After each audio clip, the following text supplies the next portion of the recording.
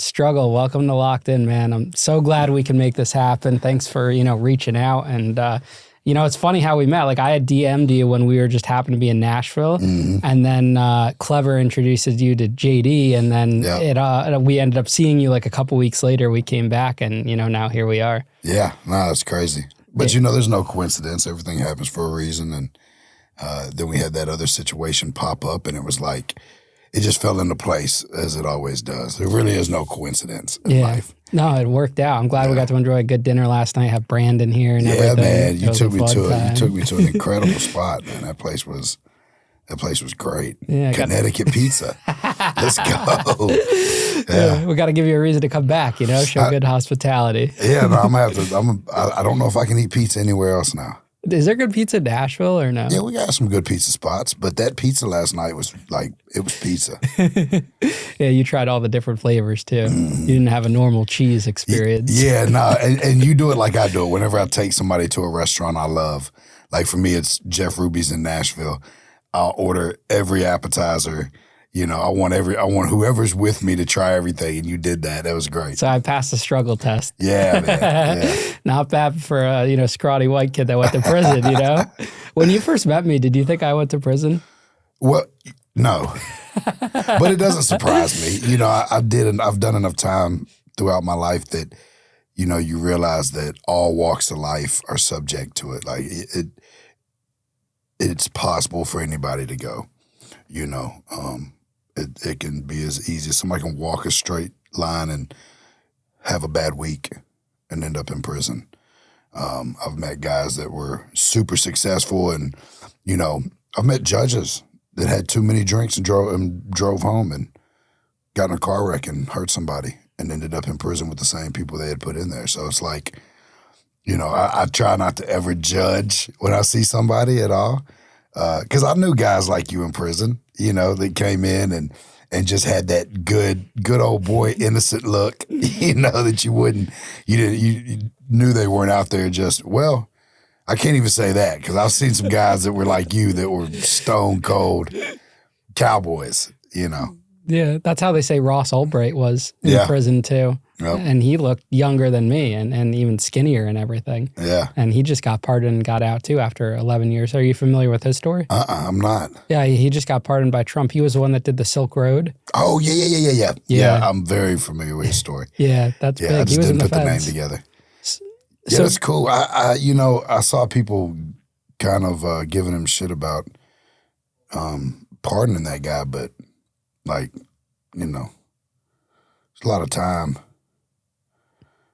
for I guess he pretty much just set up the website, right? Or was he dealing as well? No, he just set it up. And I guess he got that time because he was trying to orchestrate like a murder, but he wasn't, like it was more like threats and there was corrupt like DEA agents. Like it was very intricate. But I don't think he deserved life. No one actually died. Yeah. Or anything like that. And there's people that do die that get way less time, or sex offenders or anything like that, you know?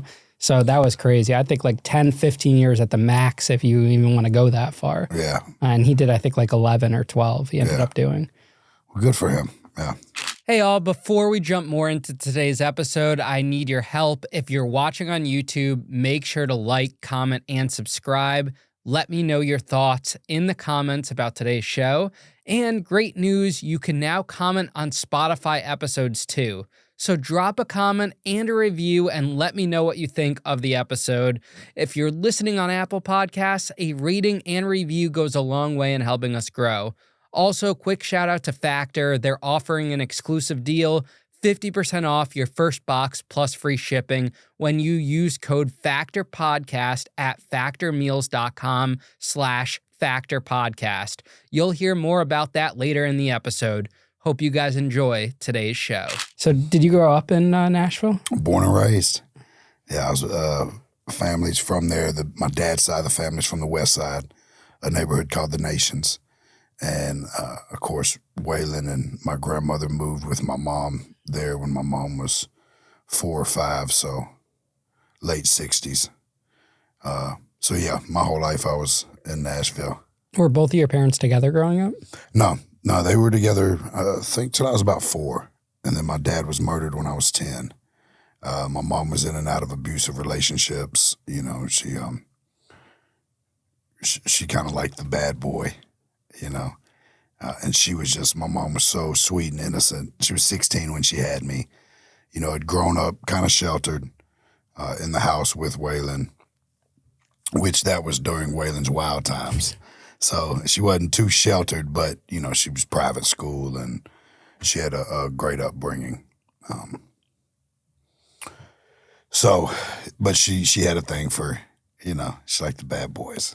Do you think you ever had a father figure in your life in that point? Yeah, well, you know, my dad was really present, even though I only got to see him like maybe one weekend out of a month. I was supposed to get every other weekend, but, you know, he was young too. So he didn't come get me every weekend, of course, but he was a good father figure while he was around. And then as I got older, well, when he died, Waylon really stepped up to the plate. But of course, Waylon was also doing 250 shows a year, you know, and touring. And so, of course, then after that, it became more the streets and the OGs and the guys that I looked up to in that life. Because my mom was working 2 jobs and going to cosmetology school. Waylon was on the road. So I didn't really, I had the house where my mom was gone a lot, trying to pay the bills. So like all the kids would come to my house after school, or I would, you know, wander through the hood and get into trouble and stuff after school. Because I didn't, as long as I was home before she got off work, you know, I was good. So yeah, I had a lot of strong men in my life, in and out. And then when I was 16, my Uncle Tadpole got custody of me.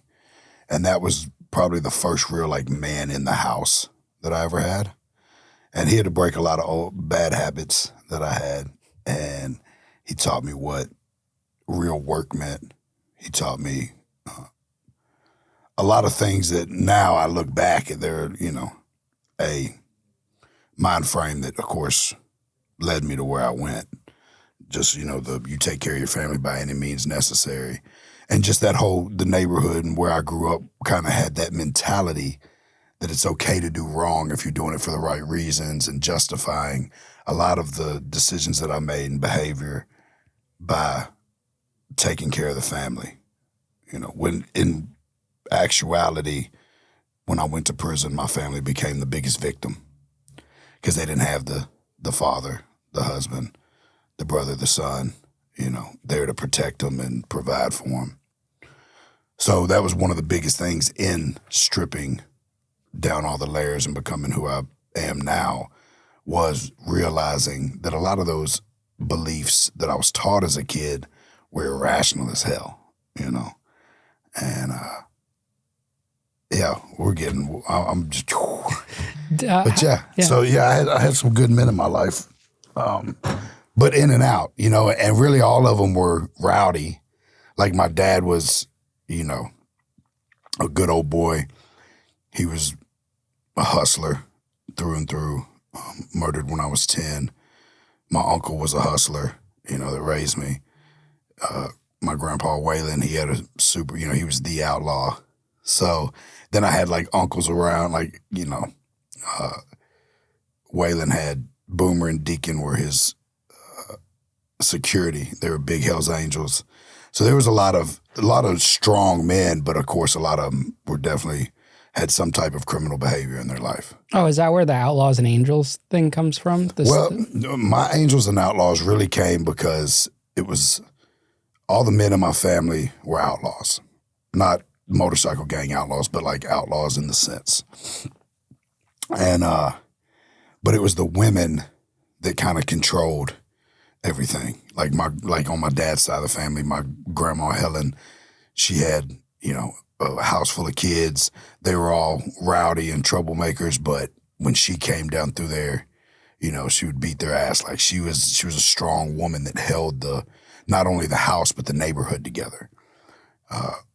Waylon, you know, being an outlaw, but my grandma Jessie was what kept him alive and kept him straight and kept him afloat for many years. me growing up and being crazy, my mom and my grandma Jessie were like the ones that really kept me grounded, planted all the right seeds. And so it was always like a bunch of badass guys. And there was always a woman that kept that together, that held them together. That was their rock, you know. Even though the women were probably more outlaw than most of the guys. So because I was raised around a lot of strong women. So that's where that came from, Angels and Outlaws. But, of course, I got a lot of friends that are outlaws, and I got a lot of friends that are Hell's Angels too. So I get shit about it sometimes, but they know that, you know, it's all love. How would people describe you as a kid growing up? Like if we had your best friend from school here today, what would he say about you? Man, I've always had a big heart. You know, I've always been the guy that had a bunch of friends staying at my house or was helping everybody out. But I bounced around so much. Like my mom was one of those kind of moms that every 6 months she'd be like, I need a fresh start, and we'd move across town. And I'd have to walk into a school, nobody knowing who I was. And so I was pretty quiet as a child, I guess. But I was one of those kids that loved being outside. I loved riding my bike. When my dad got killed when I was 10, I didn't have to go to school the rest of the year. So I was the only kid that could be out riding his bike without the police pulling up and wanting to know why they're not in school.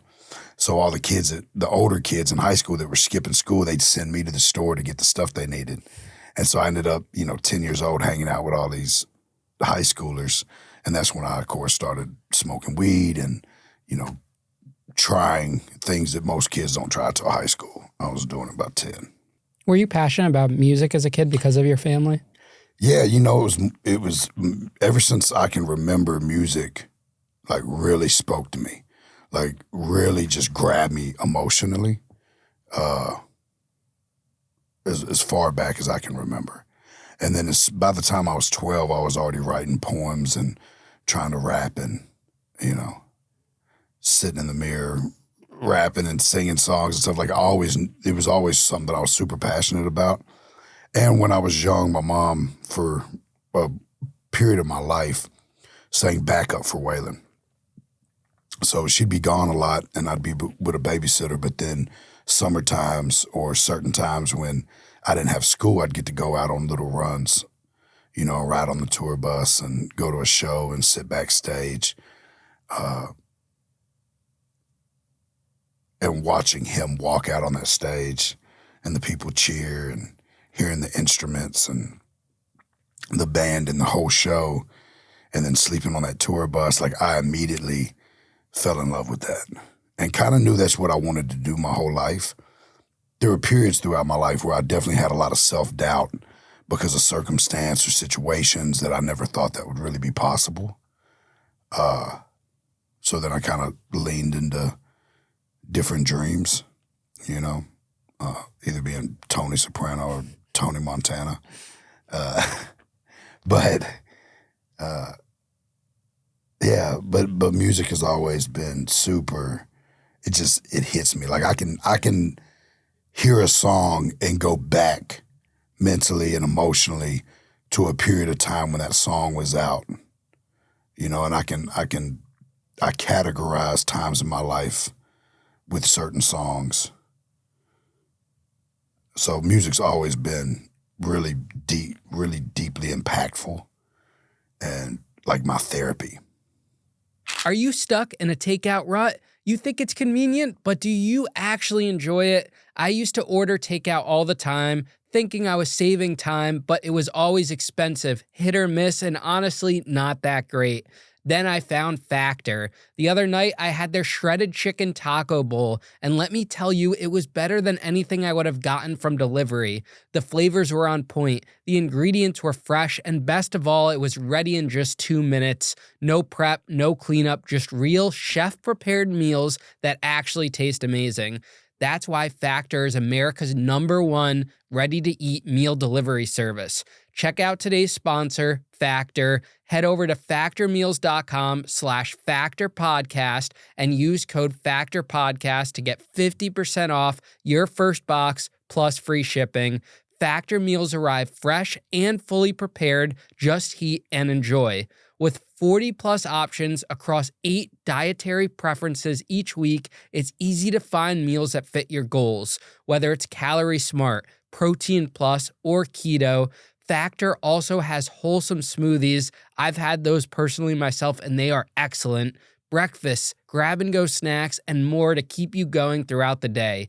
Eat smart with Factor. Get started at factormeals.com/factorpodcast and use code FACTORPODCAST to get 50% off your first box plus free shipping. That's factormeals.com/factorpodcast and use code FACTORPODCAST to get 50% off plus free shipping on your first box. Once you try Factor, you'll never go back to your old routine. Don't wait. Get started today. Now let's get back into today's episode.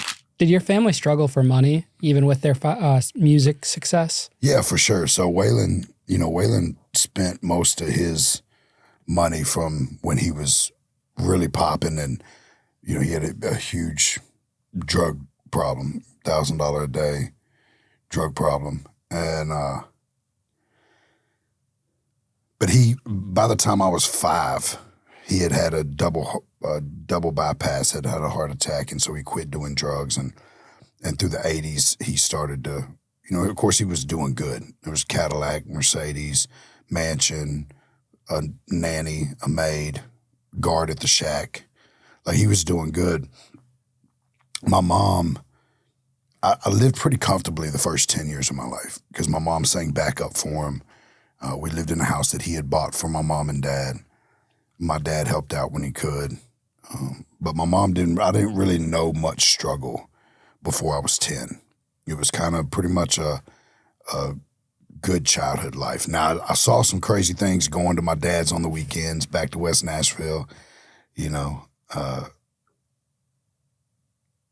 so I kind of always teetered those railroad tracks, where in one sense I had my dad's side of family from the hood, and then my mom had me living in a decent neighborhood, and then getting to go to Waylon's on the weekends and see the mansions and the big, the stuff, and play with Shooter because my Uncle Shooter and I are just a year apart.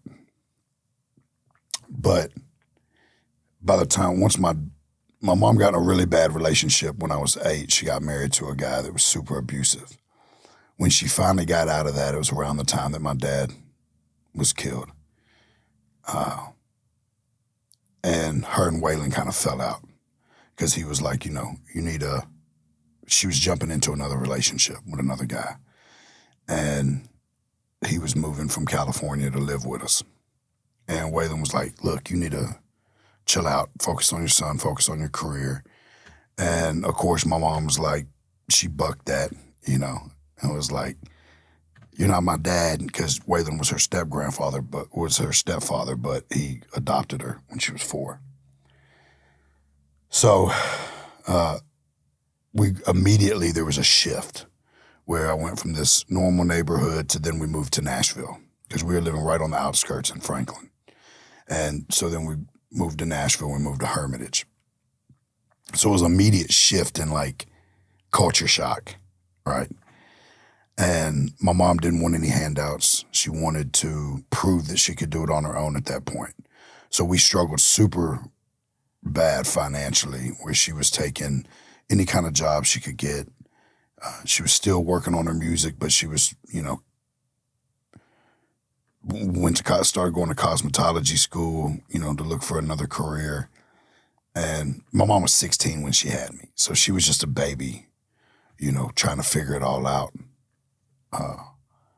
So yeah, we struggled super bad. There were periods where, she would break down crying when I asked her for lunch money for school because she didn't have it. And of course, me being a mama's boy and being raised by my mom, and I lived in a single parent home my whole life. It was just me and my mom since I was 4. I wanted to help.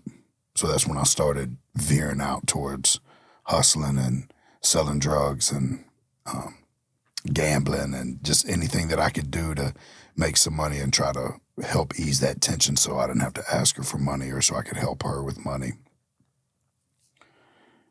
And that's probably around 12 that I really started hustling and selling drugs. Did you look at your friends who didn't have to do that and kind of maybe have some envy for them or just kind of feel like there was a lot of pressure and weight on your shoulder?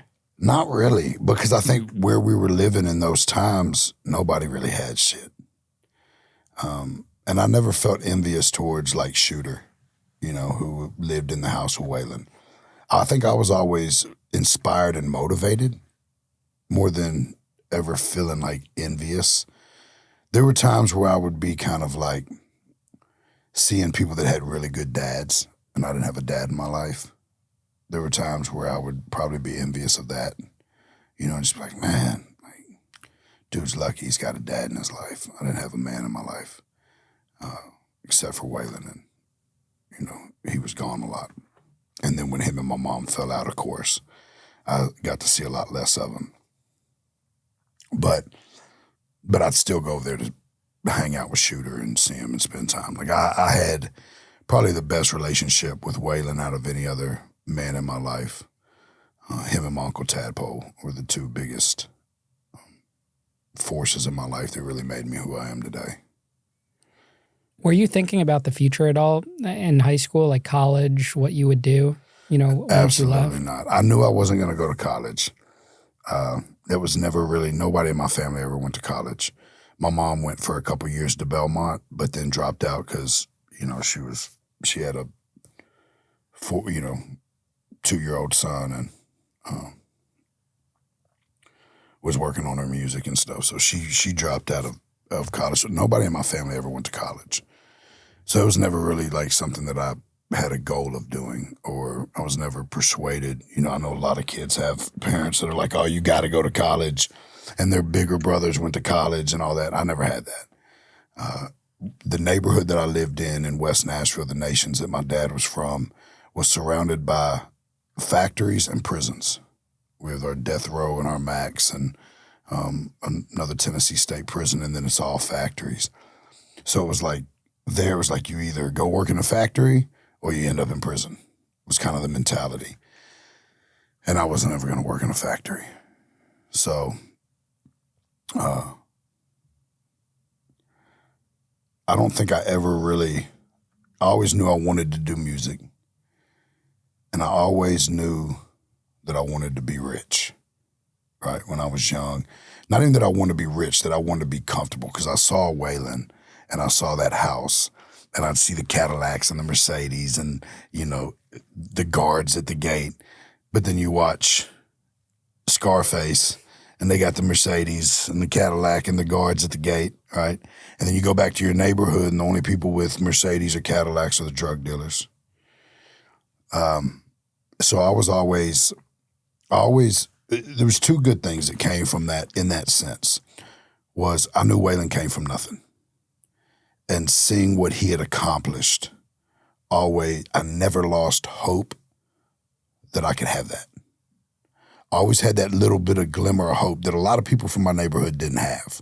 A lot of people from lower class or from hood neighborhoods, they don't really have that close of an example to really always have that guiding light, or that saying, oh no, I know somebody that really made it from nothing and accomplished all this. To where I always had that as a glimmer of hope, to where it was like I never gave up because I knew it was possible. But also it gave me the taste for finer things, and I was going to have that one way or the other. Do you remember your first run-in with the law, if any, as a teenager? Yeah, the first time that I ever got arrested, a girl that I was dating at the time, I found out that she was cheating on me. So me and a friend of mine were drinking, and I was like, you know what?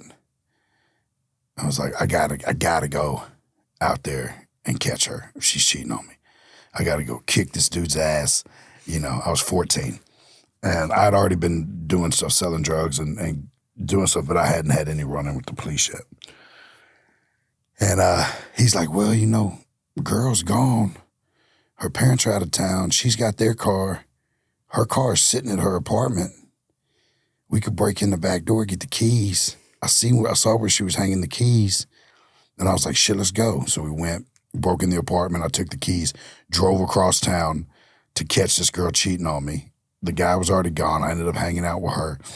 I came back, and my buddy was like, well, give me the keys. I'll go put the car back. She won't even know it's gone, that we even stole it. I was like, cool. Well, I guess he got nervous and ended up driving it down a dead-end road and wrecking it and throwing the keys in the woods.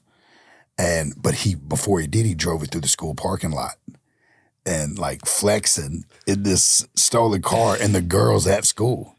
So she sees him in her car. Automatically, police go to his house. He rats on me. I'm laid up with the girl. She stayed the night in my house. My mom has no idea that the girl's even back there. Because my mom she was young. She was a little naive. She's a gangster now, but back then she was a little naive, you know. But so they kicked the door open for Grand Theft Auto to arrest me. And yeah. That was the first time I ever went to juvenile and like had a run-in with the law. So they just took it at his word for it that you... Oh, yeah. They came in blazing. There was no evidence on it. No, not at all. Not at all. And I tried to say, no, I don't know. I didn't ever ride in that car, you know, but he had already told on me. Did you get off easy for situations like that because of who your family was? Or no? No, not... Well... So, no and yes. That time, I'd say maybe. I don't really remember as much. Now, fast forward a few years. My mom was to the point that she really couldn't handle me. She was working. She was exhausted.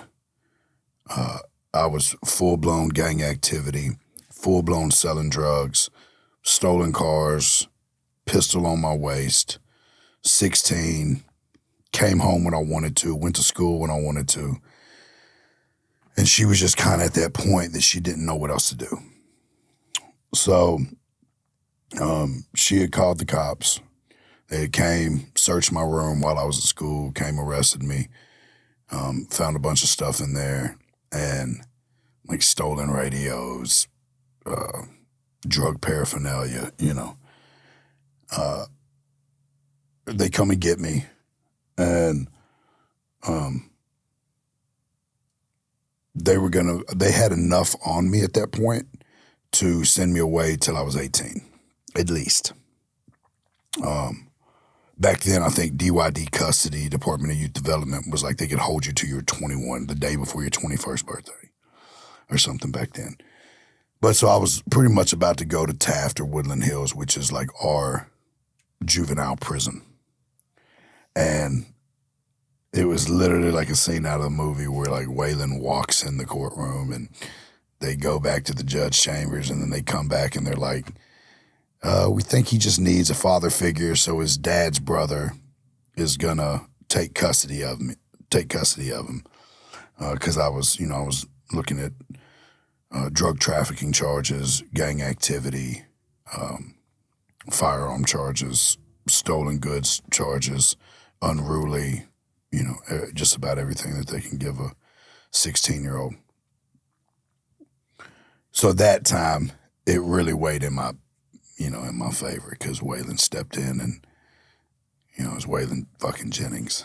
So that time it did help out. And I went to go live with my uncle at that point, and which my uncle was like hardworking, hustler.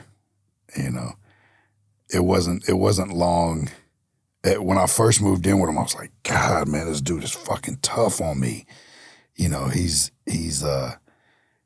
making me help him build cars. I'm having to go do construction work. I'm having to do all this.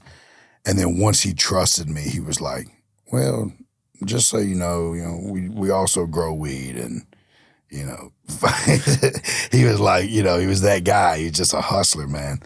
And he taught me a lot about hard work and because I was just a thug, you know, at that point. I was just gang bang, sell drugs, rob people. You know, I was just wild. And he taught me what it really meant to go out every day. So even after that, regardless how big I got selling drugs and how I, for the most part, always kept a 9-to-5. You know, or had some kind of business that was a front, right? Yeah. But I went to work every day. How were you using the drugs you were selling too at that time? There was periods like when I was 17 to 19, I was selling cocaine, and back then I was using. I was snorting about a half ounce a day, nonstop party, selling cocaine, and really just selling enough to keep a stack of cash in my pocket and stay high. You know, that changed when I had my first kid. Then it was kind of like, okay, I need to settle down. I've been kicking indoors, robbing drug dealers, wilding out. Now it's time to settle down like an adult and sell weed. Right? Like that was kind of settling down in our neighborhood, was stop stealing and robbing and, you know, using drugs, and get a job and sell weed. Do you think if you ended up in juvenile detention, didn't get that, you know, kind of hall pass or free pass in a way, you would have been better off looking back on it now? I would have been 10 times worse. Now, if you ask me if I would have not went to prison this last time, I'd be dead or doing life. This time, it's saved my life. That time, I think it was exactly what was needed, right? I needed to go be around a real man that went to work every day, 5 a.m. to sunset, you know, and came and put that food on the table for his family. I needed to see that. I needed to learn that. If I would have went to juvenile at that point, I would have just stayed in that cycle. I'd have been caught in that revolving door because I wouldn't have had that good support and that good man to give me those tools that I needed. Because now I've got 7 kids. And if I didn't have those tools, I wouldn't be the father I am today. I wouldn't be the husband I am, the provider I am. You know, he taught me a lot of those really good values. There were some other values in them that come from that era, those areas of poverty, that mentality, that hustle, by any means necessary mentality that I also learned from him that, you know, led me into trouble. But as far as 95% of what he taught me was how to be a man. So I needed that. And just for people out there that are like maybe going through that with a kid or something, like that's what, especially single moms, like find a good man. Don't just write them off and let them go to juvenile and think that the justice system is going to correct them, because it's a crapshoot, man. You know, I think the justice system is definitely flawed, but I also know that there is some correction in it if you want it. And if you're ready for it, you can get all the tools in there to fucking change your life. I'm living proof of that. But it really helped me to have a support system and a man step in, because that's one of the things I was lacking. And I was just trying to find that connection anywhere I could, whether it be my plug that was selling me drugs, or the big homie, or, you know, anybody else. I was searching for a father figure so much that I would have jumped off a bridge with anybody that gave me that, anybody older that gave me that kind of love. Do you think that feeling that you're describing is what made you vulnerable to gangs? Oh, 100%. 100%.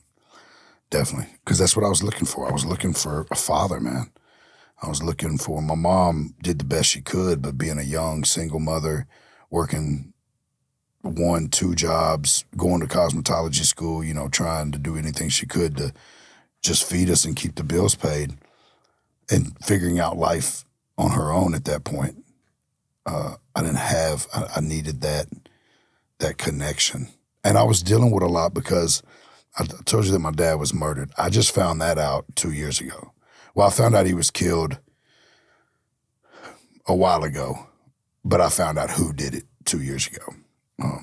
When it actually happened, I was outside playing football, and my mom called me, yelled outside, said, "Hey, your dad's on the phone."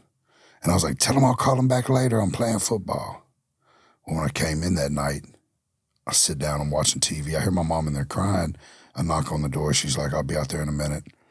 I sit down, I'm watching TV. I tell my friend, "Go home." I was like, "My mom's crying for some reason. Just, I'll see you at school." All of a sudden, all these cars start pulling up to the house. And Waylon, everybody comes in. My other grandpa, Dwayne, they all come in. They sit me down. And they're like, "Hey, man, your dad's no longer with us." But they tell me it was suicide. So for most of my teenage years, I was living with that regret that what if I would have answered the phone?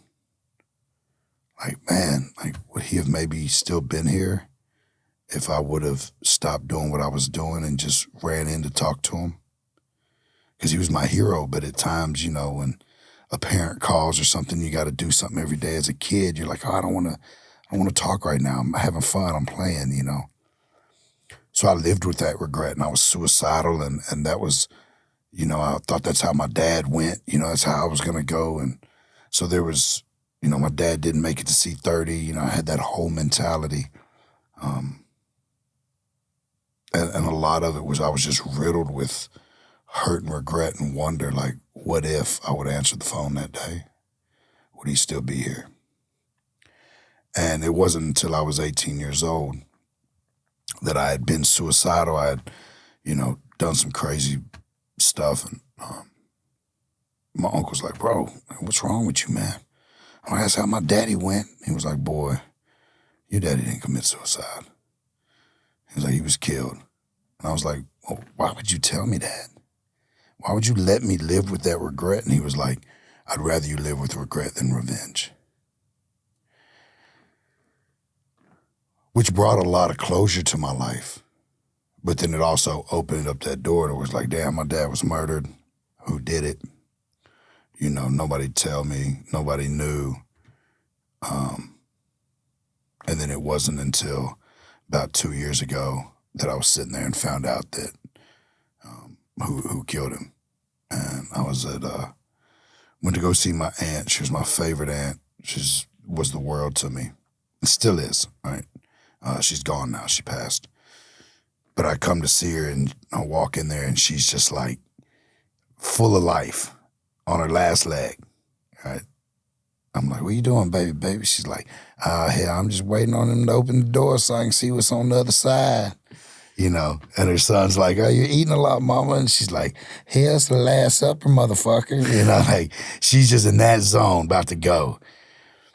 And I got my arm around her and one of my aunts, I got a bunch of family around me. And one of my aunts has got a phone on speakerphone. She's like, "Your uncle wants to talk to you." And it was one of my other uncles, and he's like crying. I can't understand what he's saying. And he's like, "Your aunt's the one that killed your daddy." I'm talking about my aunt who I got my arm around. And there was that moment where I was just like, I didn't even really know how to process it. But she had been like such a rider for me. And maybe because she was living with the guilt, that she was the one that killed my dad. And I don't really know what happened. I don't know what kind of, if it was an altercation or because she passed that night, so I never really got to get that closure and get the story of what happened. But I didn't feel any type of way against her. Because I've been through enough of life that I know how, in the blink of a moment, anything can happen. Things happen, especially if they were drinking or doing drugs at the time. And, it was enough closure for me to where I wasn't living with that sense of revenge in the back of my head, like, who killed my daddy? I'm gonna find out who killed him one day, who took that away from me. So, it was another piece of the puzzle that was pushed in, But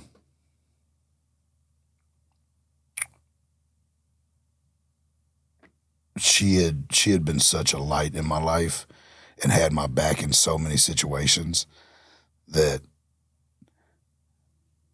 there was a really surreal, there was a really crazy emotion I had never felt. It was like a calm rage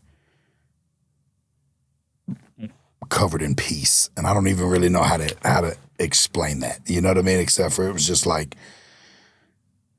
of course, after I left there that night, I went and rode through the neighborhood and got out of the car, parked the car, and walked around and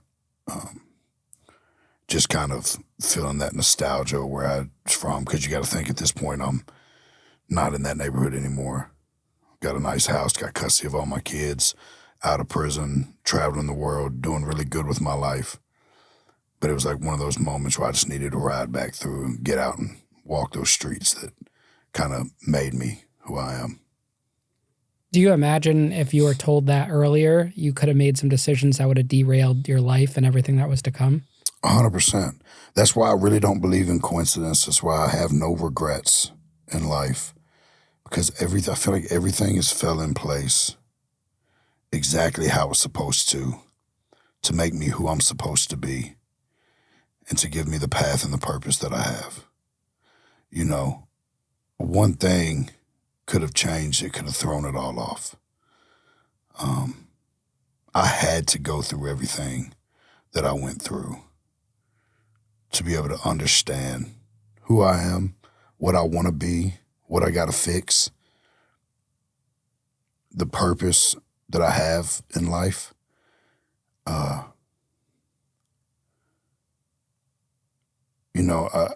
I used to say all the time, people ask me, like, hey, you born ready? Or are you ready? And I was like, shit, I was born ready.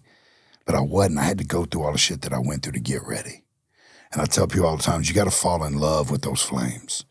You got to understand that everything you're going through, everything that you've been through, is just building you up and strengthening you for something so much greater than you can even imagine.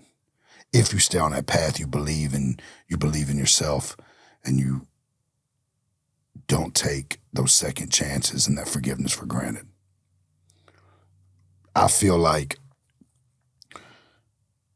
everything that has happened to me, some of my biggest tragedies, bro, they ended up being the biggest blessings.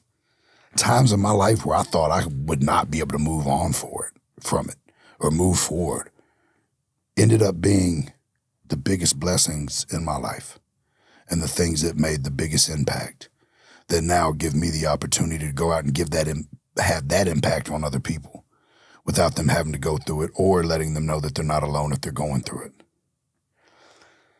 So I wouldn't change anything. There's some things I wish that I would have. There's been times when I wish I would have been maybe more compassionate or a little tougher on somebody, or, but I don't have any regrets, because I'm like, this is exactly where I'm supposed to be right now. And I had to go through all that shit to get here. Tell us about your 20s. What happens in your 20s? My 20s were wild. I had my first kid at 19. Did good for a little, a year. All right. Kind of like working, just, getting a pound of weed and selling little bags to the people that worked with me, I think by the time I was 20, I was probably getting 50 to 100 pounds a week, right?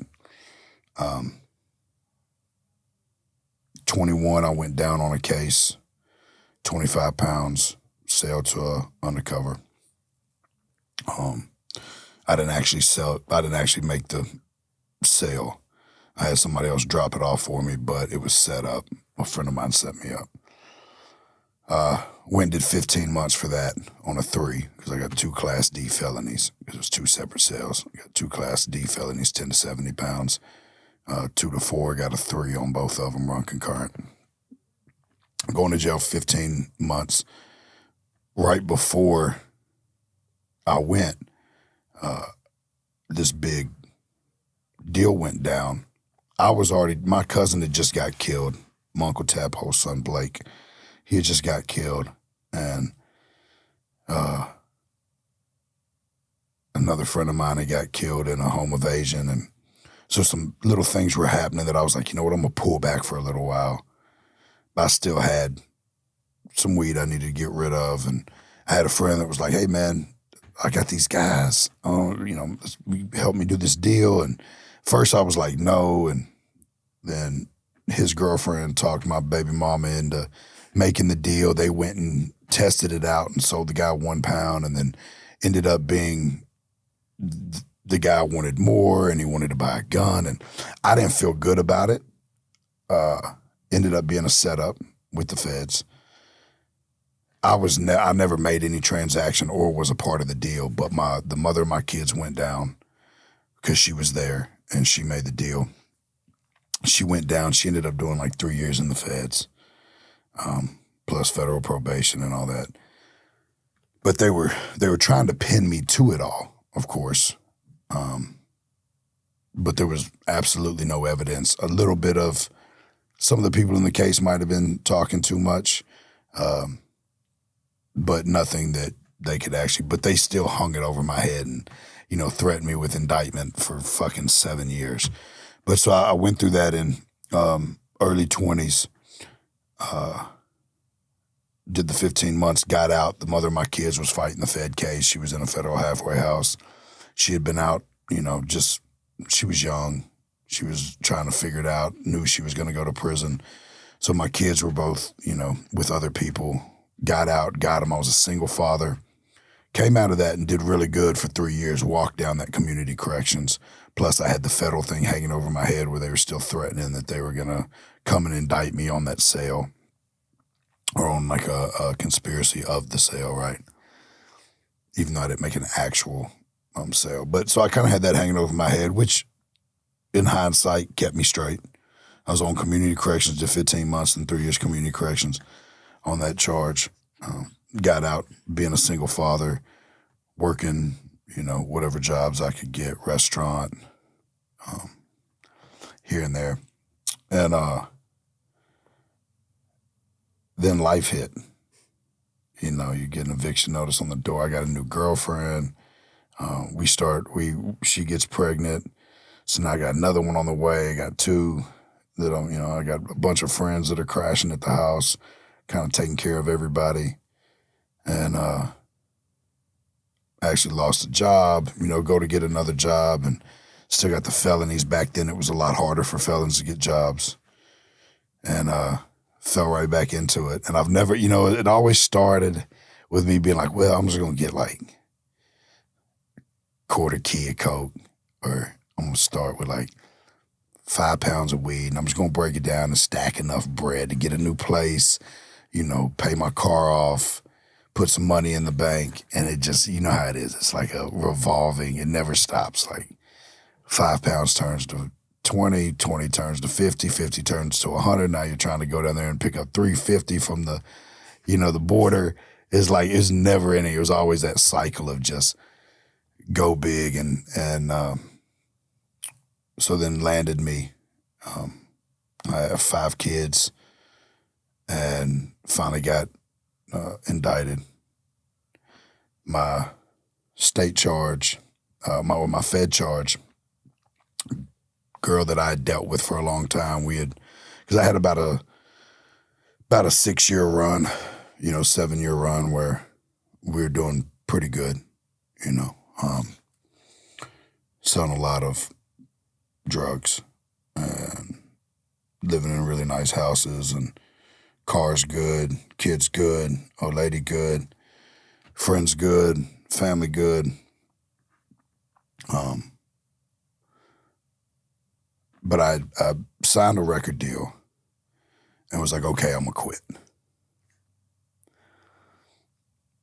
the owner of the record label, who is now my business partner and one of my best friends, but his father got killed in a motorcycle accident. And he pretty much just disappeared off the face of the planet. Like, it was super devastating for him and his family. And I had took a step back from the streets to focus on the music, and been down in Atlanta recording an album with Drummer Boy, just really going after it. But of course the label is like paying my bills, And I was still hustling a little bit on the side because it didn't always, fulfill that gap, especially when I had been running so hard and making so much money. But, so he like disappears off the face of the planet. And, so I went back to hustling. Immediately, I just dove in face first. I was like, man, I guess this is what I'm destined to do. Everything else falls through. The only thing I'm good at is selling drugs. That was just that mentality. Which now, if I would have took that fucking energy and my ability to lead and organize, I could have been a Fortune 500 company owner. You know what I mean? Like, I could have owned a corporation with that kind of mentality that I had and that hustle and that grind. But so I got back at it. A girl that I had dealt with set me up on an Oxycontin case. They didn't find the money. They busted the car. They didn't find the money. No transaction was actually made. She never got in with the drugs. They thought they were going to hit me and find a bunch of cash. They didn't find any money. She's standing outside going, he just showed it to me. They didn't find the money. So, it's old enough now and I already done my time, but, we have the hydraulic arms on the dash. So, you hit a couple buttons and the airbag pops up out on hydraulic arms. And so when she got in, she was acting sketchy. And she had been my plug on pills. I never sold OCs. I didn't like Oxycontin. I'd sell Lortabs. She'd bring me 20,000 Lortabs a week and in the bottle sealed from Watson. And so we had a good little hustle going on. It was, it was a side hustle for me, but it made a lot of money. And she had literally been like, well, let's take a little break. I got to go handle some stuff with my daughter. She's getting in trouble. We'll take like a 6-month break and I'll hit you back up. 6 months to the nose, she hits me up on MySpace. Right? Like, hey, you ready to get back to work? I'm like, hell yeah. Like, let's get it. It was a good little shuck move every week. And she told me she had the Oxycontins, and I said, I don't deal with those. I had a friend that had overdosed on them, and I was like, I don't fuck with those. But then I had 2 friends, one that had just came home from Iraq, and he was disabled, but his benefits hadn't kicked in. He was like, man, please get those. I can sell them. And then another friend of mine who's passed away now, he overdosed and went. He was like, man, please, like, get them, and, we'll give you this much money for them. And I was like, all right, I'll do the deal. And sure enough, it was set up. And so they let us go. But, of course, they came then and indicted me because there was no evidence, no deal went through. They took us in there, interrogated us. They're like, you know what these are? I'm like, absolutely not. I haven't seen those at all. Because she just jumped out the car, took off running, and because she got spooked. And then they hit the car. So, of course, I had time to put the money up. They didn't find the money. And, yeah. So I'm fighting that case. Of course, I've got a music career going on at this time. Still hustling. Like, at this point, I'm like full in, 5 kilos, 6 kilos of cocaine a week. Sometimes way more than that. But when you're in that space where you're like, I'm fighting a case, I was in such like a rat race of wanting to leave something for my kids, wanting to make some kind of mark, wanting to show that I wasn't, that I proved that I wasn't selling drugs, that I was just making music and, doing good. We started filming a documentary during that time, documenting everything I was doing. And then I go one day to take a piss test at the Fed building, and here come the marshals, or the marshals in the state, and they're like, "State's got an indictment on you, 200 keys of cocaine, 300 pounds of marijuana in a school zone, money laundering." I was like, "Fuck." And at first, because all my guys had got busted about 9 months before that. A handful of my plug and a couple other guys, they had got busted. But I had just talked to him a few days before that, and he was like, "Hey, they're finna let us go. The feds dropped the case, so we're gonna get out this week." Well, what had happened was the state was pissed that the feds dropped the case because they had used so many of their resources that the DA picked the case back up. He got one of the guys to flip, and they pointed my voice out on phone conversations. I had just been unidentified male on the phone conversations, and they pointed my voice out, and it was a wrap. They indicted me with them all. Ended up getting cocaine special amounts, 13 and a half years, 30%. The Fed case, ended up getting 57 months. Supposed to run concurrent, but of course I go do my state time, parole to the feds, get to the feds, and they're like, "Oh no, your time starts today." And I've already been in prison like 2.5, 3 years. I think I'm getting out in 8 months, Normally the feds overtake the state, and the state would have never even charged you, and they would have just let the feds handle it. I know. They didn't do none of that. They both charged me. The DA for the state, he was gung-ho. Like, he wanted to prove a point. I could have sat in there, because they all sat in there till trial day before. They all got less time than me. Some of them got caught with $500,000. I didn't get caught with anything. Some of them got caught in the stash house with $500,000 cash, 50 keys. Every one of them got less time than me. So they got sent back to their countries, a lot of them, right? But they sat there in county jail for those 4 years. And I went on to prison, got on the weights, took a bunch of classes, did my time, and they sat there in that county jail. But they ended up beating a lot of the charges and getting out because nobody was telling at that point. What was your reputation on the street at that point? Because the feds in some of the articles made you out to be like the biggest, drug dealer in the state. But yeah, well, it was just I sold a lot of drugs. I was good to people, never been robbed. I was a cowboy before I was an honest drug dealer, A hardworking 9-to-5 drug dealer. Yeah. I was a cowboy before that. And so I had a reputation of he'll shoot. I was always strapped. I handled my business, took care of people, always good to people, took up for people. So I had a good rapport in the street. I wasn't no rat. I wasn't no bitch. I didn't put my hands on women, no senseless violence, but capable. So I always felt like I had a really good reputation in the street, and still do, even though I'm detached from that life. I got a lot of friends that are still attached that I got to keep at a arm's distance, but they know that they can call me if, they're in a bind and they need some help.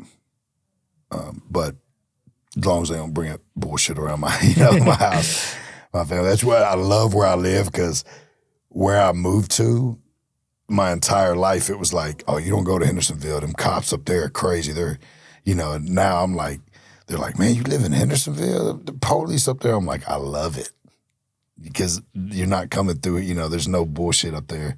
It's pretty chill. And the cops are all fans. And they also really They dig what I'm doing, going back into prisons and starting the rehabs and, all the good that I'm giving back with what I did. Because that was one of the things that I realized, man, is like I made a lot of mistakes. I hurt a lot of people. I don't glorify it. But if I can take all of that and do something great with it, it's not in vain. None of it was in vain. Going back to what you were saying, the feds did paint a picture that I was a monster, a maniac, or that I, it was also really, as me and Jelly were starting to pop in the music, people that I had never met loved to say, oh yeah, I get my dope from Struggle Jelly, So it's like, there was a lot of people out there, so they probably thought we sold that I sold and him to the entire city just because our music was starting to pop. Of course, then I go away 5 years, think the music's over with,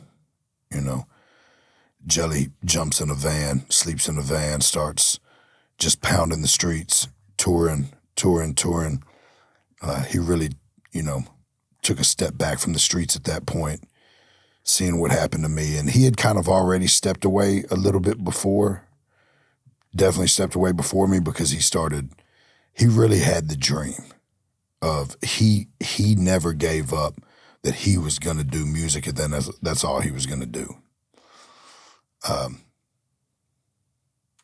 I was riddled with a lot of insecurities, a lot of self-doubt, a lot of irrational beliefs that this was the best I could have. Even though I still had that hope glimmering in the back from knowing Waylon came from nothing and made it, I never saw myself as half the man Waylon was musically. So it was always, those are too big of boots to fill, but these fit me just right, Did you and Jelly ever serve time together? Nah. When we met, he had just got out of doing a year day for robbery.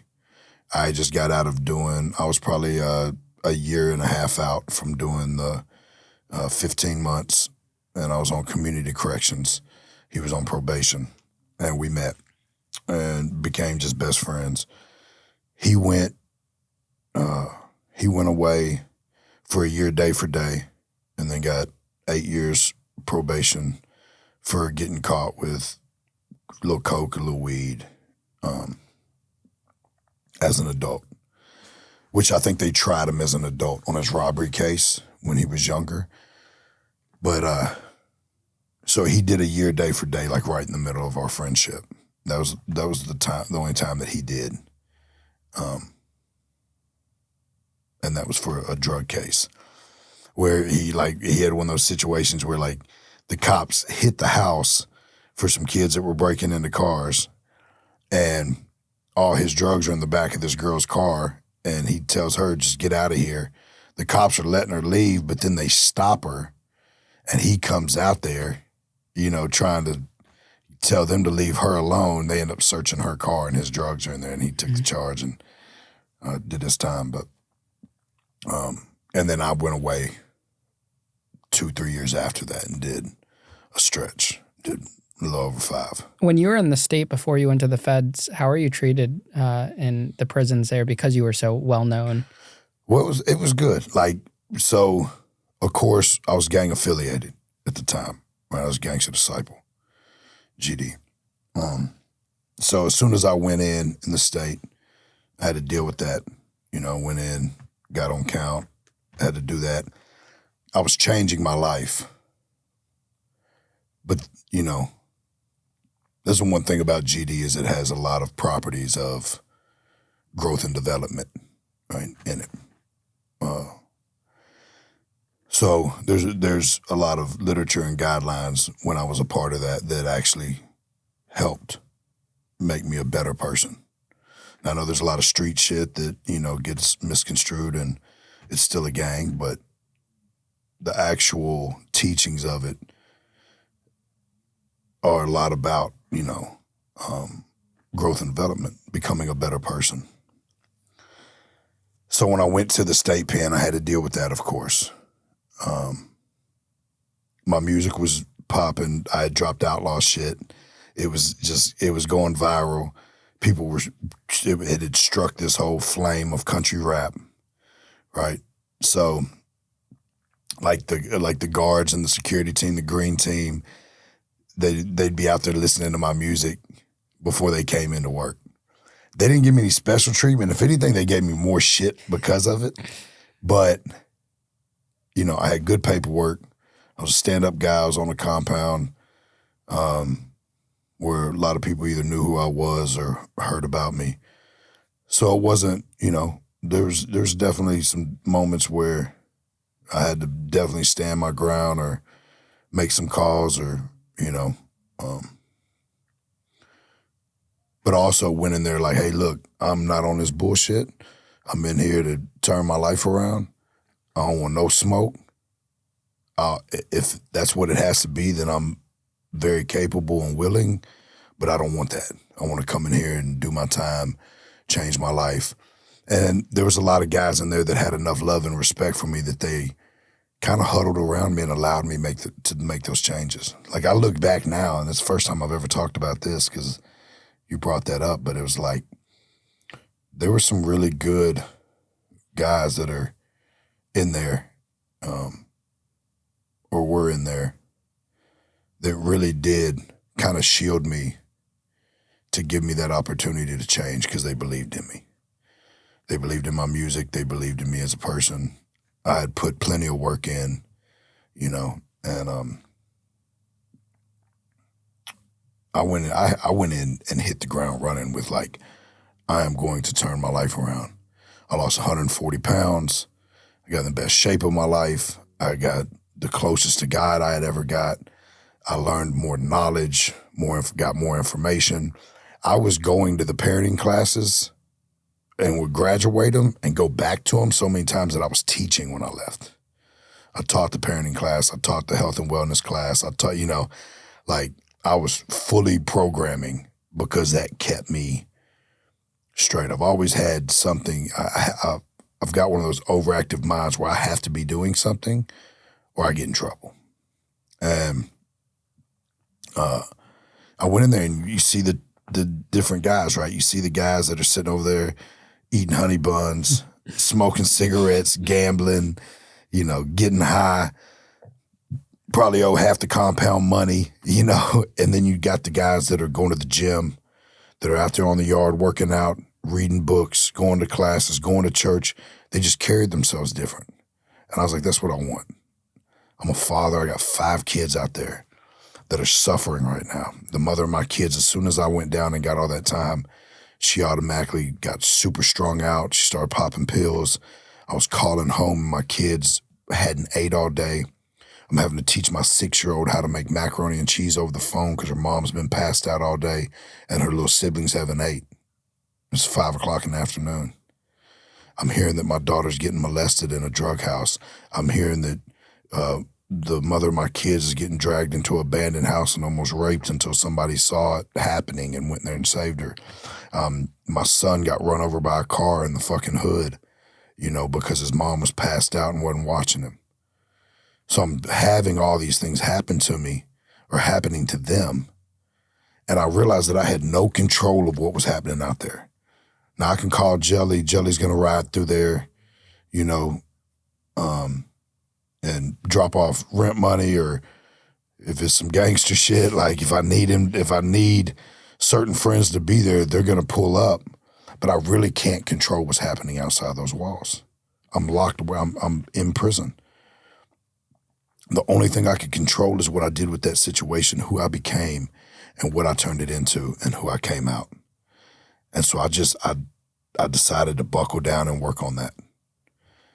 My kids ended up being drugged through the mud. They ended up in foster care. The mother of my kids died from a drug overdose. I came home, I fought like hell, I got my kids back. I talk about my daughter all the time, and they're all success stories, all 5 of them, because they went through hell.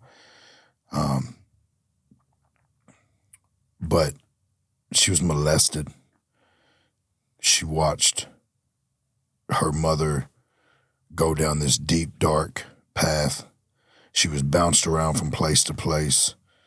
She was in car wrecks with a drunk driver that, they almost all got killed.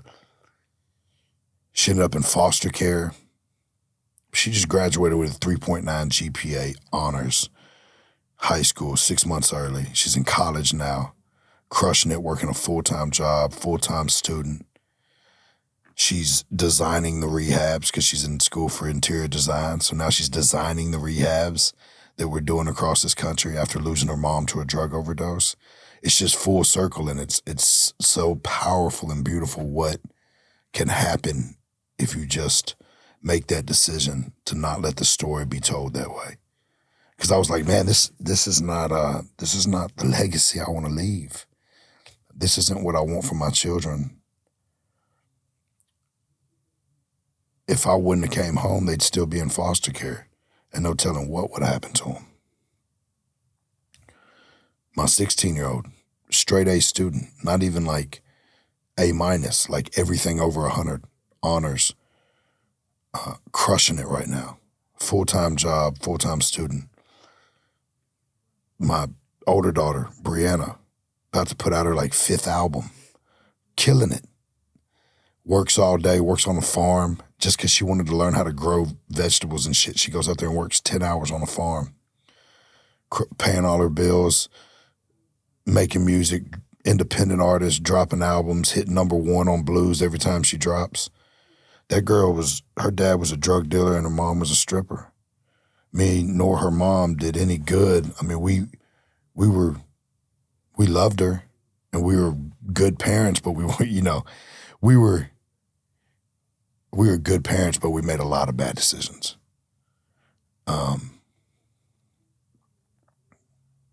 But she didn't let that stop her. All my kids had all the excuses to justify following the same path that me or their mother did. But they all chose different. Just like I chose different, to allow that to keep being the reality that my family was caught in. And now I get to give that back. Now I get to walk back into prisons. I do it on stage too. Some people might get aggravated, but when I'm on stage, it's a sermon. I just did that 81 days tour with Jelly Roll and then the 40 days with Brantley Gilbert. And every night I tell that story. I tell the story about my daughter. In between the songs, I tell little bits and pieces because I want people to know that regardless what you're going through, what you've been through, man, it's possible. Change is possible. All your dreams are possible. You gotta believe. You gotta believe in yourself, and you gotta put the work in. Faith and hard work is gonna win every time. And if you keep moving in the direction you want to go, regardless what gets in your way, if you keep moving, you're gonna get there. And if you look at those obstacles and turn them into opportunities, another chance to sharpen your blade, another notch under your belt, another part of your story, if I wouldn't have went through so much tragic shit, I wouldn't be able to reach so many people that are in dark places. So at this point, it's I still go through shit. I feel like God gives his greatest warriors the toughest battles. And I must be one of his greatest warriors because he piles it on me. But I'm okay with it. Bruce Lee said, I don't pray for an easy life. I pray for the strength to endure a hard one. And that's always resonated with me because it's I don't want it easy. What does easy really bring? I pile it all on me, put it all on my shoulders because I want to show people that they're stronger than any addiction. They're stronger than any other struggle they might go through in their life. They can overcome that shit. And if I gotta sacrifice a little comfort for that, I'm okay with that.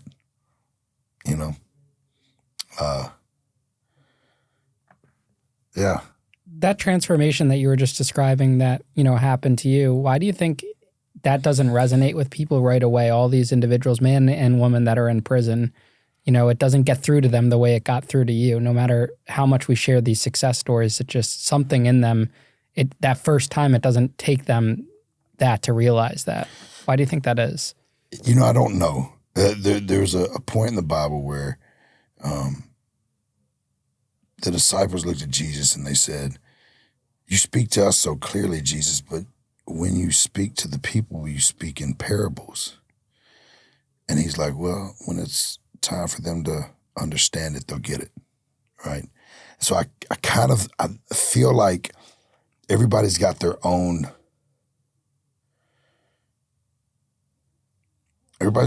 path, right? But I really don't know, because I could have answered that different years ago, but with this fentanyl crisis, I'm watching friends of mine die. And I'm like, bro, you're still getting high. We've buried 30 of our closest people in the last 3 years to fentanyl. Guys that we know were the toughest. They've been through the craziest stuff, and we're burying them by the loads from this drug, and you keep sticking it in your arm. You keep popping that pill. I can't even go to funerals anymore that are overdose, because I can't stand the mama sitting there going, God, why? God gave that boy 1,000 signs. I don't know. I really don't know why it doesn't resonate, because for me, it wasn't easy, because it took a couple sentences, being shot a couple times. I've overdosed on cocaine a couple times when I was younger. Buried a lot of friends to gang violence. I didn't really get it either. But when I did get it, it was so clear that I couldn't run from it.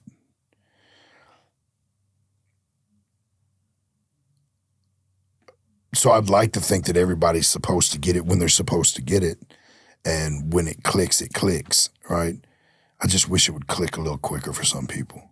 And that's why I love what I'm getting to do right now, because when I was in prison, a guy like me didn't come in there. There were some guys that would come in and be like, oh, I did, 6 months in jail for a DUI 20 years ago, and now I'm running AA, right? And we're all like, oh, yeah, man, he gets me. He went to jail, But there wasn't a guy that came in there that was like, hey, man, like when I did Turney Center, there's 4 people in the crowd that I was locked up with. When I just went back last week and did Northeast Correctional Facility, where I was locked up at in the state, there were people in there that I was in there with. I was able to really look at them and go, bro, I was just here. And I know you see me on the radio now, you see me on TV, like I'm popping. Like, that now you should know that this shit is possible, but you got to change. And I get to really, I explain what I had to do, the beliefs that I had to let go of, the insecurities,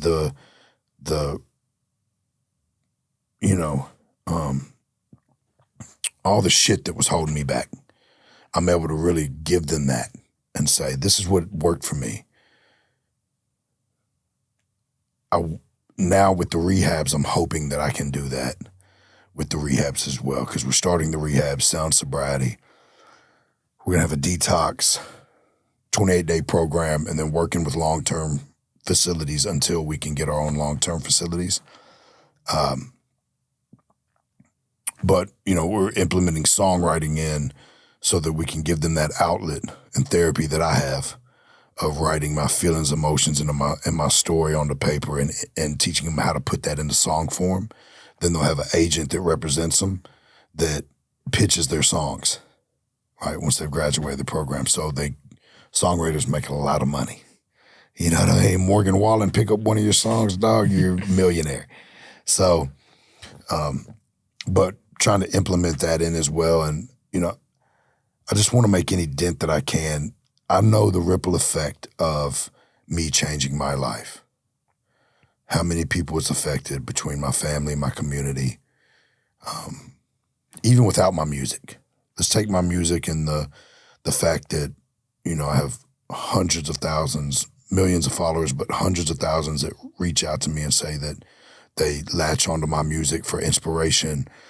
My music got them through a prison sentence or a divorce or back to their wife or through their relationship with their mom, repairing and rekindling relationships with their children or, whatever it may be, that my music has helped a lot of people. We'll take that out of equation. Just me coming home, getting my kids out of foster care, the effect that my children are having on the community, being great kids, star sports players, going to college from where they could have been, right? Another statistic in a broken foster care system. If I can do that one time, every time I go and speak somewhere, I feel like everything that I went through is not in vain.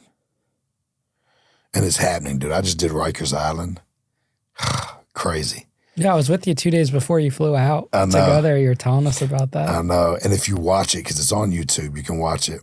And then I dropped the live recording as an album as well. I saw your album cover on Instagram. Yeah. So if you watch it, you can see guys in that crowd, walls breaking down. Like it'll pan from me saying something to the crowd, and you can see it just like, they're like, fuck, hitting them. And that's a blessing, like a lot of my friends didn't make it here, man. And I'm not going to take I can't even say second chances because I've had 100 for granted, Do you think if you didn't have your music career start to take off before your prison sentence, you would have done your time a lot differently? Like, do you think that gave you hope to stay on track? For sure. I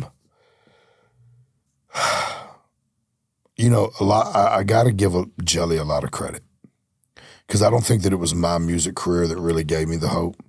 Because the song was doing good on YouTube, but there was like this whole genre coming behind it, right? Because I was kind of the one that sparked the country rap movement. And so I'm watching all them blow up, thinking, man, by the time I get out, man, I'm not even gonna, I missed my chance. I really felt like I had missed my chance. But Jelly's out there grinding in a van, sleeping in a van, doing these tours, going, Bubba, it's possible. I'm in Wichita tonight. I'm going to be in Omaha tomorrow. You know what I mean? And so that gave me a lot of hope.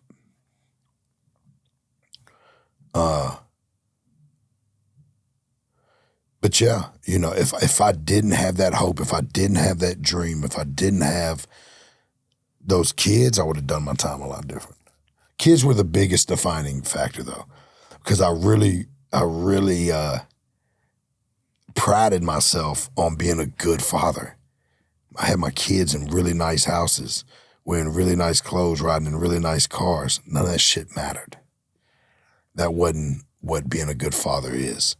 But it took me having to watch what my actions did to them and see them become the biggest victims for me to really understand responsibility and accountability, and to look at myself and go, everything that has happened to me in my life is a direct result of a decision I made. I can't be mad at the guy that snitched on me because I was doing the crime. That was a decision that I made. I put myself there. So, and once you find that and you get real, true accountability, then you have the power to truly change and to chase and follow and obtain any dream possible. Because you have to take accountability. You got to realize that everything, if I get T-boned by a drunk driver, I could have left 5 minutes earlier. I could have left 5 minutes later. I could have took a left instead of a right. Everything that happens to us is a direct result of a decision we make. And when you have that accountability, then you don't have as much disappointment. You don't have that victim mentality. You don't have that poor me, pity party. It's like, no, this is my life. I'm in control of it. What am I going to do with it? Am I going to get up every morning? Am I going to go to the gym? Am I going to eat clean? Am I going to read books? Am I going to fill myself with the right materials spiritually to keep me sound and grounded? Am I going to be a light to other people? Am I going to be kind to every person that I come in contact with? Like, you have the decision to be the best version of yourself. And with that, we all know what comes. Good attracts good. So I think that was one of the biggest things too, that just finally sitting down and accepting that it was all me, that there was nobody to blame. I couldn't be mad at anybody but myself. And what am I going to do with that? Am I going to sit here and wallow in it? Or am I going to stand up and start working to be better? Was it hard to transition from the state to the federal prison system? Because you had never been there before, and now you're kind of a smaller fish in a big pond. Oh, is it? Yeah, I mean, so did you just go to one prison? Or? No, I was in Fort Dix, Danbury, where we were last night. So everywhere. you know it doesn't... Con Air. I don't care how big, bad, cool, any of that. When you walk into a new facility, it's a whole new feeling. Because you don't know anybody in there. You're like, fuck. You know, because you never know, you know. But going from the state to the feds, of course, like, you know, you hear that the feds are sweet or different. It's not that big of a difference. It's difference in the politics. Some of the food's different, better commissary, you know what I mean? Because of the politics in the feds weren't as wide open violent as the state. You know, you got to go, if you want to punch this guy, you got to go talk to this guy's shot caller, and, you know, you got to talk to your shot caller, you got to talk to his shot caller. You know, there's like a whole chain of command. So it was different in a lot of senses, but yeah, it was crazy. You know, they pick you up from the state. We were in a van. We went to like one county jail. They drop us off, leave us. We didn't know if we were there a day or 10 days.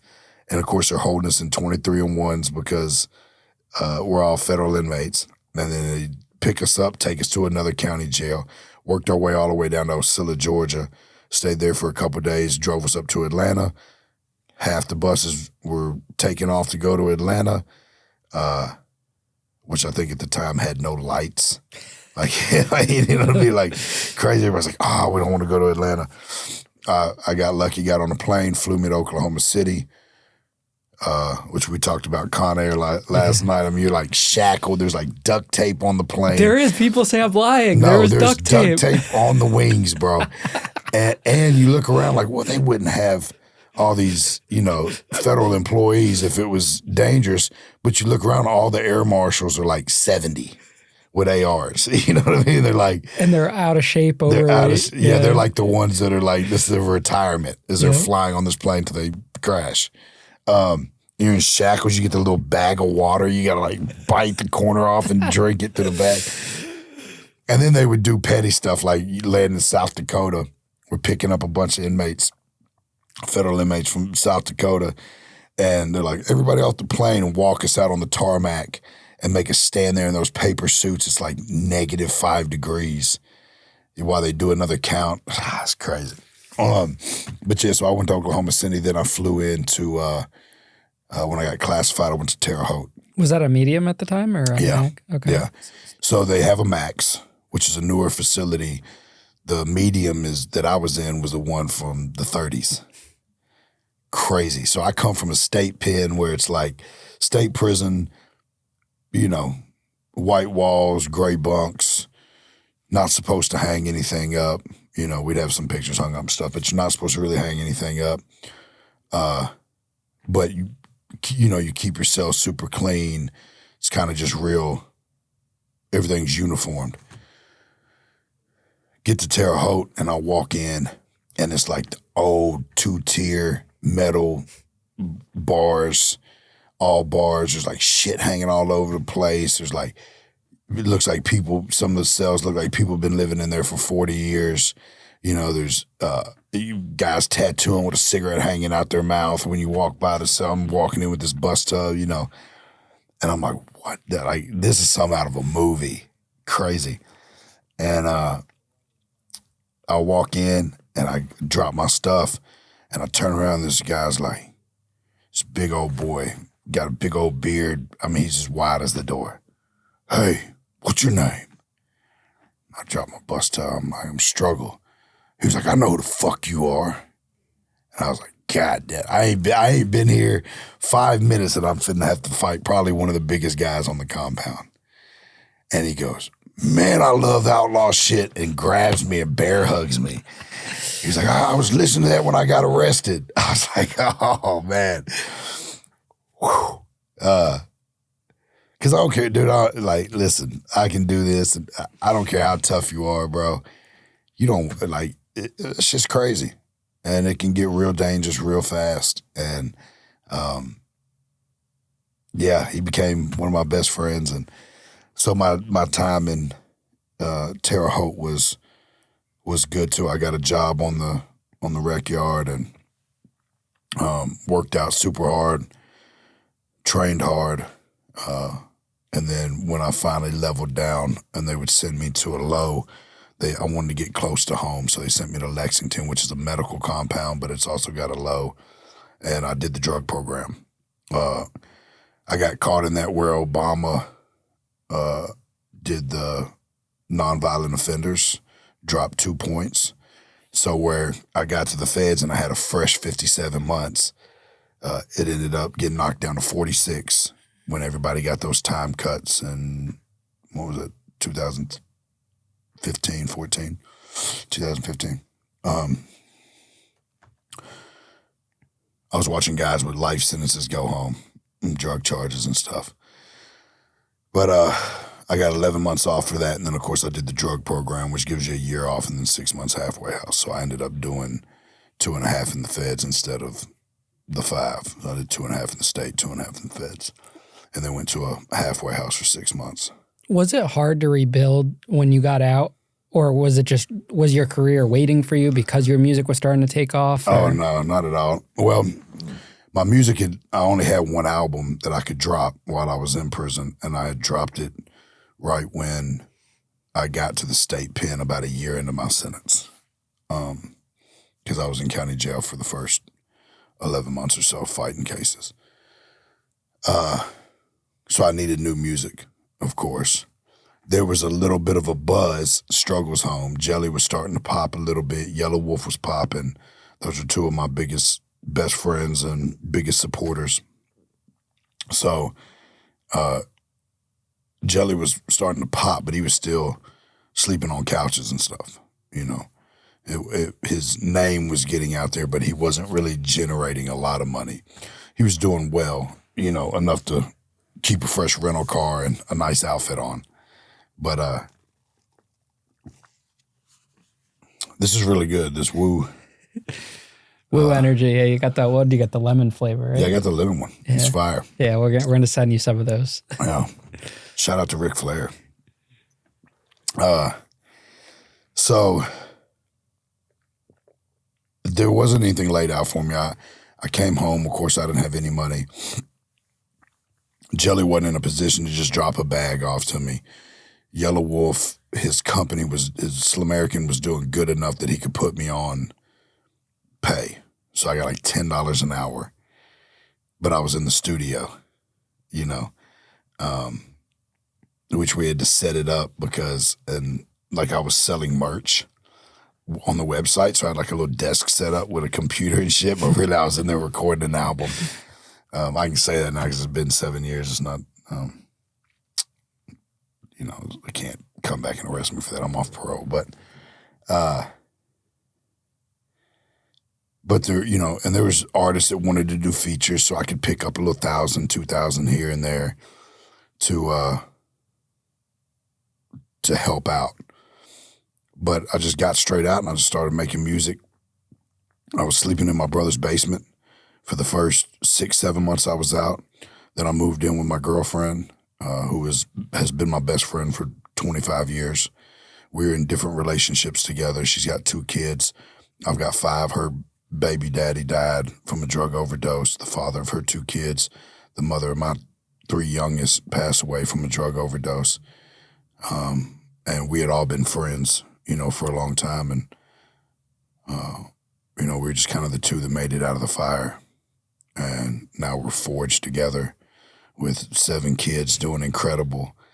And, her kids, she's a mother to my 3 that lost their mother. And I'm a father to her 2 that lost their father. And, we've got a really cool thing. And that could be a whole podcast on its own, You got to interview her on yours. You have to interview her on yours. Oh, yeah. To talk about your journey together. Yeah, no, I can't believe I'm about to have my own podcast. I did not sign up for that.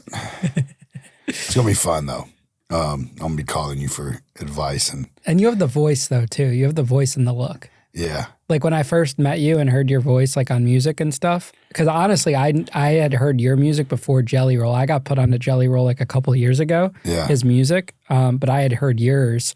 And then I'm not really good with names. So I was like, oh, I heard his music when I first saw you on Instagram because people would always say, you need Jelly Roll, you need Struggle. Yeah. And then I Googled you. I was like, holy shit, the guy went to prison. He was in the feds. Yeah. And that's when I followed you. And, it's crazy. Like I manifested it, and now here we are. Yeah, no, it's insane.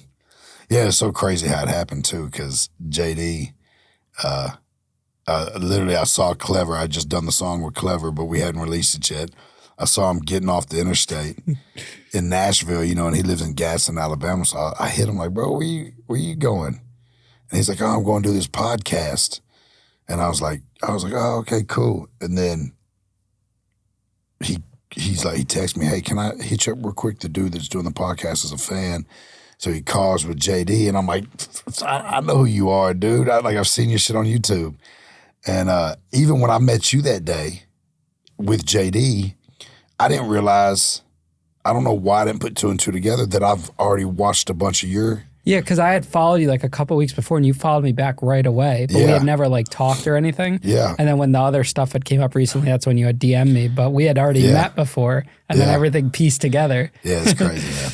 It's crazy. But, there's no coincidence, and I believe that everything's part of a story. And, I'm really glad that I got to be a part of last night with Brandon's interview.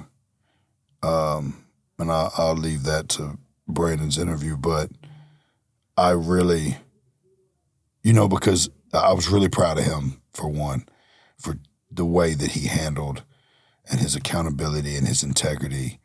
And because I know he's changing lives. I've seen it firsthand.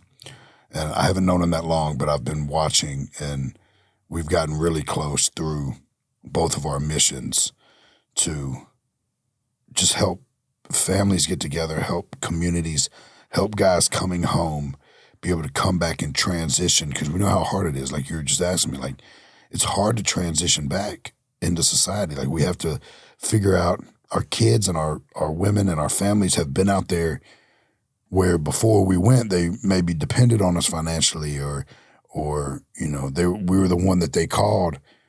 Well, they just went through all this time with having to go through life without us. And we can't just come back and insert ourselves like we're the same person. You have to come in and you have to work your way back into those situations. And a lot of guys come out and they get frustrated because things aren't what they exactly thought they were going to be. They'll have lists and dreams, and I'm going to go get a job here, and I'm going to get this license, and I'm going to do this, and I'm going to open this business, and I'm going to, and then they get out and they realize it might not be that easy. But every time a door slams in your face, knock on another one. Knock on the same one. Be persistent. Knock on other ones. Don't give up and don't revert back to your old ways, and everything will work out, Yeah. And, a lot of guys come on here and they share war stories. And I really wanted to do Brandon's episode different, where it was more about, him getting to share his story. Because sometimes, people go do podcasts and the interviewer wants the war stories, wants all that. And I knew with Brandon's episode, it had to be a little bit different. So he could have that opportunity to really be vulnerable, talk about feelings and take that accountability. And I think he really did a good job doing that because it was a tough position to be in. Well, for sure. And, as men and as humans and human nature and our flawed selves at some point, right? First instinct when I hear, oh, this girl is bashing him and going after his family and he's done so much to do right and to fix his life. First instinct is like, oh man, like, no, you don't, you shouldn't put her on that show. You shouldn't. But when I remove myself from it, I'm like, this is a woman that's hurt. She lost the father of her children. She's having to watch her. I know I lost the mother of my kids, and you really don't, like, you can't judge everybody's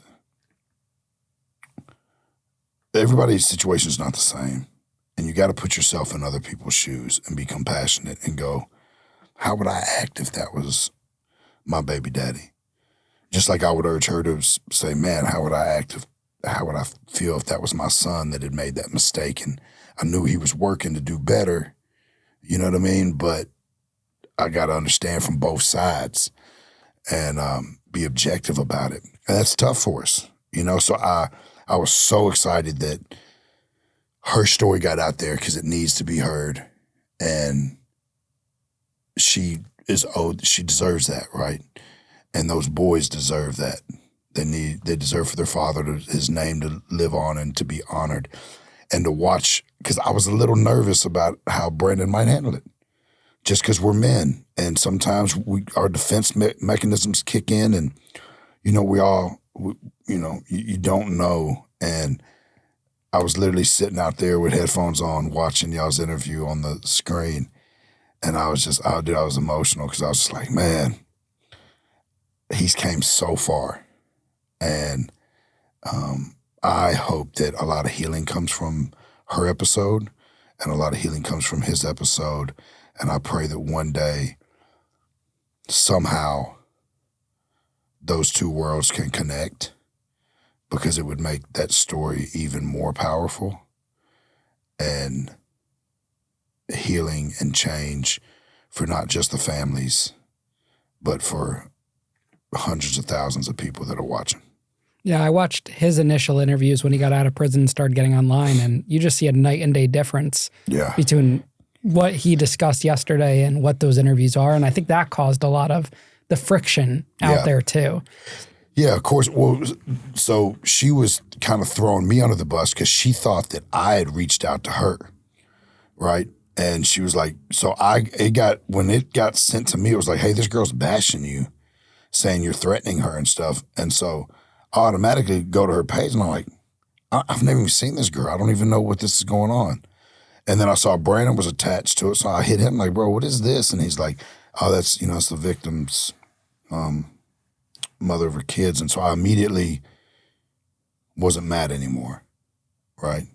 I was like, well, we need to fix that, which I haven't got a chance to reach out to her because I wanted to make sure that everything was good because things can be taken out of context, right? But I guess she had got an email from, or some kind of email from Instagram message. An Instagram message from the project, the project that I was a part of. I don't have any access to that Instagram, or it's not my project. I'm just a person that they are filming for the project. You know what I mean? So I guess she thought that had something to do with me, and that definitely wasn't me. I would never reach out and, to anybody in any kind of situation like that. So hopefully that'll get squashed. But I was really glad that I could orchestrate him coming on and getting, it's not even telling his side, right? Because the reality is when there's that much hurt and pain and stuff, it's not even about sides. It's just really about the healing. And this is what happened. And it's a tough situation. And, but I was really proud of how he handled it. What's the lesson you want people to take away from hearing your story today? Don't give up. Strive to be better. take accountability and raise those babies, man. And if you got a story, tell it. Like if you've been through some stuff, everybody's been through something, right? We all get, I never judge another man's struggle because I think mine was worse or his was worse. Or, you know what I mean? Because I feel like God only gives us what we can bear, right? So a kid in high school, his parents might have got divorced, and that was the most damaging thing in his life, but it made him tailspin out, right? That's his story, and that's so many people are going through the same thing that you are. Tell your story, man, and just work to be a better person, and hold on, man. It's a wild ride. Fall in love with the journey.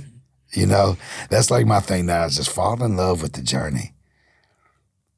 Think about a roller coaster, man. If you didn't know them tracks were there, it's scary. But, those ups and downs, man, just fall in love with the journey. Life's crazy. It is. But it's beautiful. It's beautiful chaos. And you get one life that we know of. Just live it. Enjoy it. Soak it up. Don't beat yourself up. If you make a mistake, get up the next day and just do better. Don't count yourself out. You're going through some hard times. I think one of my favorite things to say is the game isn't over until you quit playing. You can be down 100 points, but until that buzzer ring, the game's not over. Just have fun and keep taking every shot that you can take and enjoy the game. Struggle. Thanks so much, man, for coming out here today. I'm really looking forward to continue to grow our friendship and do some stuff together. Definitely. And, get involved with some things. Yeah, I'm gonna make you come down there and do my podcast. Yeah, no, 100%. And then we got to do a volume 2 because we didn't scratch the surface. Yeah, and I'd love to help you with your stuff and everything like that. And, for sure. Whatever with your boxing projects and anything like that. I want to do more for the community and whatnot. Definitely. So I'm looking forward to it, man. Let's do it, man.